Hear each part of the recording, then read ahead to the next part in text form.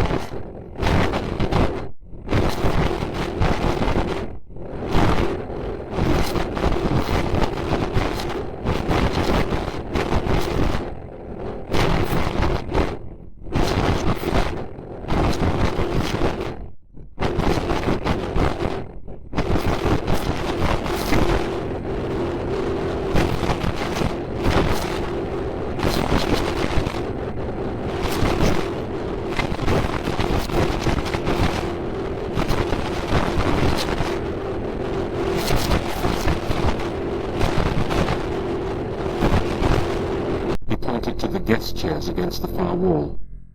Please wait for a sponsor. A sponsor? I work here. Please wait for a sponsor. He turned back to the screen.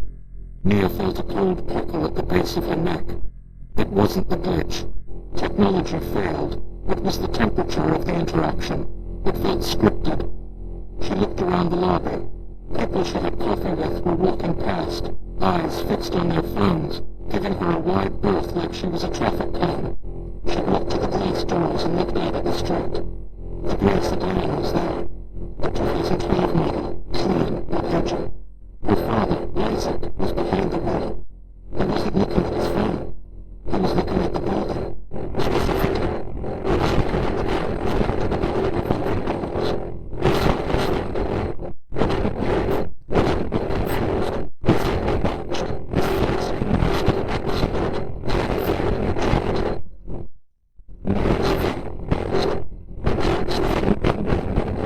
Meeting moved to sub-level 3, service elevator. Badge active for 10 minutes. She looked back at the turnstile. The light on the far left gate turned green without anyone swiping. She walked through. The silence followed her. Act 2, the gaslight. The office on sub-level 3 wasn't an office. It was a storage room that had been hastily converted. There were no windows. The air smelled of recycled dust and ozone. Nia's desk, her mahogany desk from the 40th floor with the view of the harbor, was gone. In its place was a metal folding table pushed against a wall of filing cabinets. Sitting on the edge of the table was Director Vance. Vance was a man who smiled with his gums. He was soft-spoken, dressed in cardigans rather than suits, projecting an image of a kindly academic grandfather. He was the most dangerous man in the company. Nia, Vance said, his voice dripping with concern. We were so worried. Nia stood in the doorway. Worried. You got my access. You moved my desk to the basement. What is going on? Vance sighed, taking off his glasses and polishing them. We've noticed the stress, Nia. The late nights. The obsession with the soil reports for the North Sector project. The soil reports are wrong, Director. The density is off by 40%. If you build the pipeline there, the vibration will liquefy the bedrock. Vance shook his head sadly. He put his glasses back on. See? This is what I mean. You're fixating. We had 3 independent firms clear that land. I re-ran the raw data myself. Did you? Vance tilted his head. Or did you just think you did? We checked the logs, Nia. You haven't logged into the server in 2 weeks. Nia felt the floor tilt. That's a lie. I was on it last night. Vance picked up a folder from the table. He opened it. It was empty. We're putting you on administrative leave, effective immediately. For your health. We're seeing patterns where there aren't any.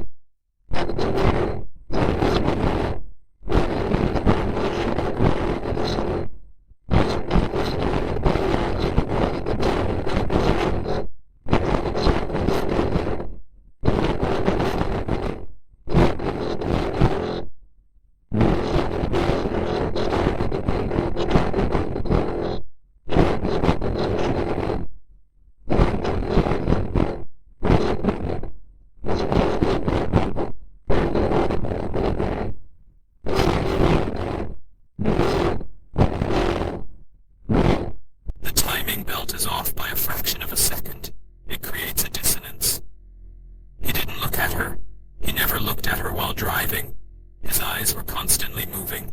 Rear view, side mirror, road, instrument cluster, scanning. They moved me to the basement, Nia said.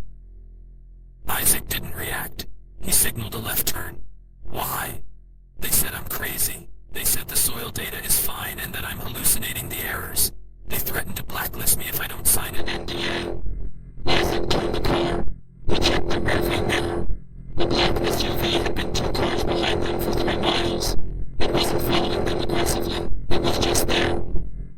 Is the data wrong? Isaac asked. No, it's right. The bedrock is unstable. If they build, people will die. Then the data exists, Isaac said. If it exists, it can be found. They wiped the servers, Dad. They scrubbed my login history. They're gaslighting me. Isaac slowed the car for a red light.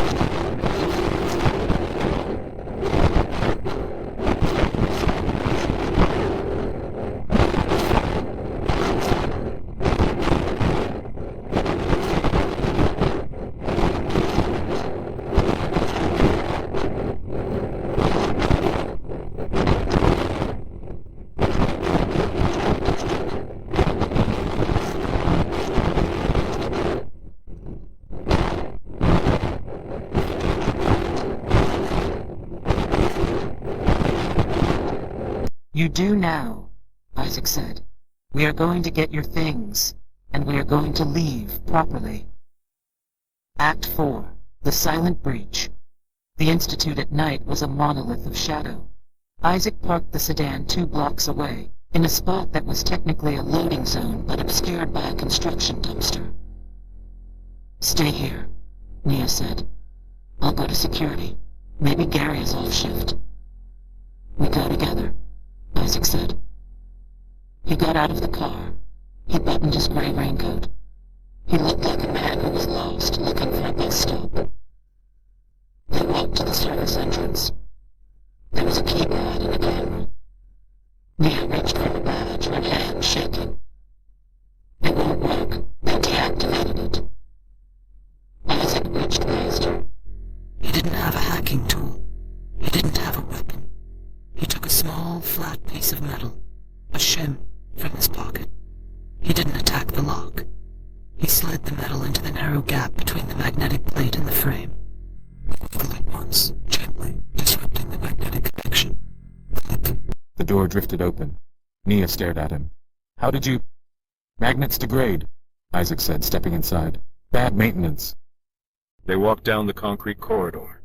The air grew colder as they descended to sub-level 3. They reached the archive room. This door was heavier, a keypad with a fingerprint scanner. I can't open this, Nia whispered. I'm locked out. It's a standard deviation, Isaac mumbled, looking at the keypad. The buttons. Look at the wear pattern. Nia looked. The numbers 1, 5, and 9 were slightly more worn than the others. Vance is a creature of ego.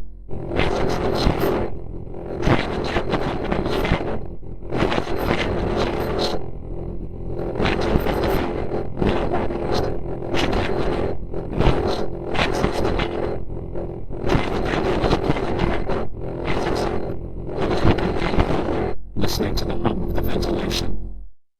I don't know it. May 15th, 2019, Isaac said. I read his biography while waiting in the car. Nia punched in 051519. Click. Green light. They stepped inside. The room was full of sealed boxes. The physical barrier of the door. Nia ran to the section marked North Sector.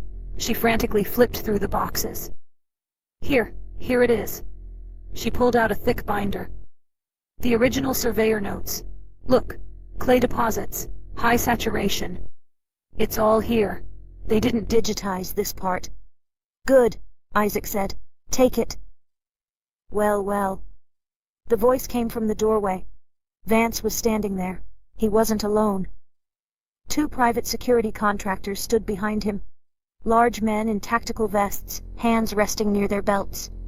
Vance looked disappointed. I really hoped it wouldn't come to this, Nia. Breaking and entering. Industrial espionage. I'm taking what belongs to the public record, Nia said, clutching the binder. You're stealing proprietary assets, Vance corrected. He stepped into the room. The 2 guards fanned out, blocking the exit. Vance looked at Isaac. He smiled. And you brought your driver. How? What? Isaac stood by a shelf of files. He had his hands in his raincoat pockets. He looked smaller than the guards. He looked like nothing. Look away, Isaac said. His voice was very quiet. It wasn't a threat. It sounded like advice. Vance laughed. A dry, rasping sound. Like what? You'll fix my car later? Get them. Get the file. Squeeze down. The bottom left. Take the file and fingers. The bottom left. It reached out behind the bottom. It was the door. The door was there. Isaac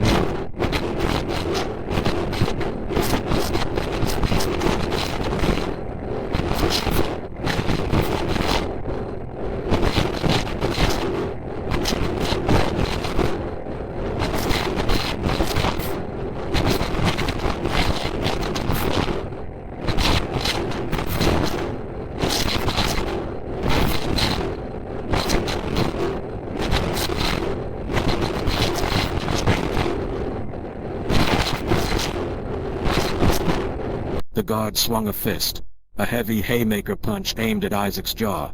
Isaac didn't block it. He simply wasn't there when the fist arrived. He shifted his weight 6 inches to the right. The guard's momentum carried him forward, off balance. Isaac extended a hand and placed it gently on the guard's shoulder. He didn't strike. He just guided. He used the guard's own forward momentum and added a fraction of downward pressure. The guard's face slammed into the metal shelving. Clang! Files cascaded down. The guard crumpled to the floor, groaning. The second guard reached for his baton. Isaac looked at him. He raised one finger to his lips. Shh! The second guard hesitated. He looked at his partner on the floor, then at the stillness of the old man. The fear in the room spiked. It wasn't the violence. It was the lack of effort. Stop! Vance screamed, backing up. Do you know who I am? I will bury you. Isaac walked toward Vance. He moved slowly. The second guard stepped out of the way. He didn't want to find out what happened next. Vance hit the wall. He was trembling. I have the police on speed dial. I have the mayor. Isaac stepped 1 foot away from Vance. He leaned over her, not with height, but with presence. Look at her, Isaac said. Vance blinked. No. The Sterling Hill Institute, Isaac said, his voice a monotone drone. Look which brought out in 2021. Financed by the Senate Group. The types of bills in the private businesses that they were poor. Vance looked. No. It is nothing. Clause 14, Section 2. Isaac continued. It was a portion of geological private insurance policy in the group. The Veteran Service the longest time. In full, within 24 hours. Vance whispered. You're a driver. You're a network. Isaac reached into his pocket. Vance flinched, expecting nothing. Isaac pulled on the phone. It was 8 feet through. It didn't do. The line was already open. He had been on a call the entire time. Did you hear him? Isaac asked into the phone. A voice on the other end, tinny but clear, spoke into the silence of the archive room. It was a woman's voice, accented, heavy with authority. We heard him, Asset 9. The admission is recorded. The suppression is confirmed. Vance's knees gave out. He slid down the wall. Zurich Group, he gasped. You're on the line with the board? Isaac looked down at Vance. He didn't look angry. He looked bored. I am not an asset, Isaac said to the phone. I am a concerned citizen. Understood, the voice said. The policy is voided. The recall notice has been sent to Mr. Vance's email. The liquidity freeze is active. Now. Ping. Vance's smartphone in his pocket chimed. Then it chimed again. Then it began to vibrate continuously, a stream of notifications signaling the death of his career. Isaac closed the flip phone. Snap. He turned to Naya. She was clutching the binder. His mind. What are we looking for? Isaac said. Not the Vance, who was staring at his phone, sobbing dry, silent tears.